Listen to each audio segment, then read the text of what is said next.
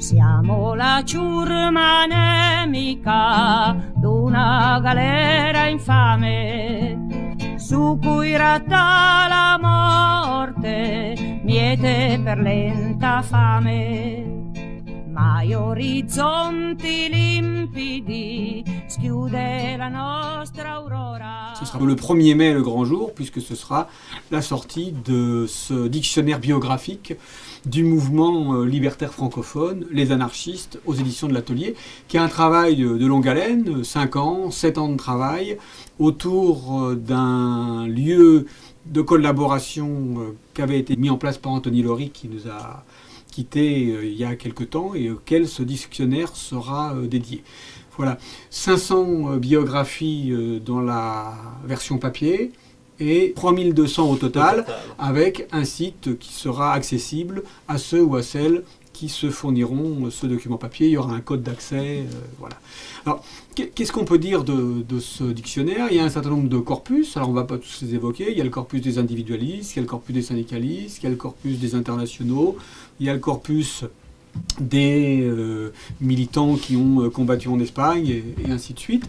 Mais avant de rentrer dans l'un ou l'autre, je vais demander à Claude de repositionner ce Métron des anarchistes dans cette grande collection des Métrons qui a 50 ans cette année. Oui, vraiment un livre qui arrive au bon moment, puisque Jean Métron, historien de l'anarchisme, il avait écrit, il a fait sa thèse d'État qui est régulièrement rééditée, qui est actuellement disponible chez Gallimard, sur ce qui est devenu un classique, quoi, sur l'histoire du mouvement anarchiste. Il a écrit beaucoup de biographies pour le Métron. En fait, l'idée même du Métron lui vient de la volonté de faire des itinéraires multiples, de retrouver des milieux qui ne sont pas connus par l'historiographie.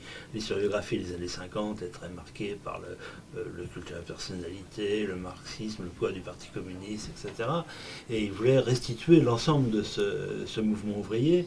Et donc, que des gens aient pris la suite. D'abord, il était très content que René Bianco se soit intéressé à la presse anarchiste. René Bianco a apporté aussi beaucoup. Là, qui a créé le CIRA de Marseille. Qui a créé le CIRA de Marseille. Donc CIRA, c'est Centre international de recherche sur l'anarchisme. L'anarchisme, en liaison avec le CIRA de Lausanne, animé par Marianne Henkel, qui est l'une des principales animatrices dans la continuité, et qu'on remercie chaleureusement pour tout ce travail, qui n'est pas parmi nous, parce que Lausanne, c'est pas la porte à côté, mais on la retrouvera dans les grands débats qu'on aura au Salon du Livre. Au Salon du Livre libertaire, les 9, 10 et 11 mai. Voilà, donc, ça s'intègre dans cette grande collection du Métron, avec un volume spécifique sur les militants anarchistes. Alors, militants anarchistes des tout débuts de l'anarchisme, qui est en train de se constituer, les années 1840 pour les tout premiers, jusqu'à des militants aujourd'hui vivants, qui sont restés de manière significative dans le mouvement depuis 1981. Et là, on est content surtout parce que ça va réinsuffler du débat historique, universitaire et militant sur l'anarchisme. On va le porter dans différents lieux. Déjà au Salon du Livre d'Arras dès le 1er mai. On sera présent aussi au rendez-vous de l'histoire de Blois au mois d'octobre. Même s'il y a un certain nombre de noms d'auteurs qui apparaissent sur la couverture de ce dictionnaire, c'est qu'il n'y a pas de direction, quoi.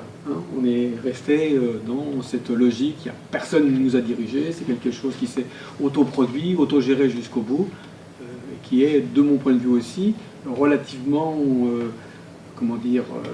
exemplaire du point de vue de l'organisation et de la forme du travail qui a été pris. C'est vrai que là encore, Anthony nous y a beaucoup aidé avec ce qu'il avait mis au point du point de vue électronique, qui a permis une coopération par l'électronique.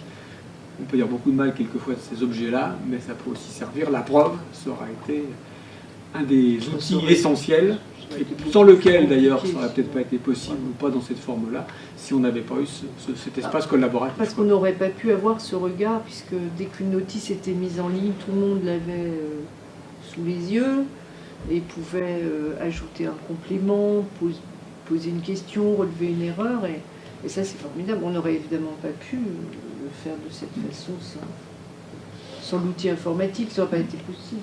Faisons tout pour que ce soit un succès dans les débats qui vont suivre, un succès public avec un public qui rencontre ce volume.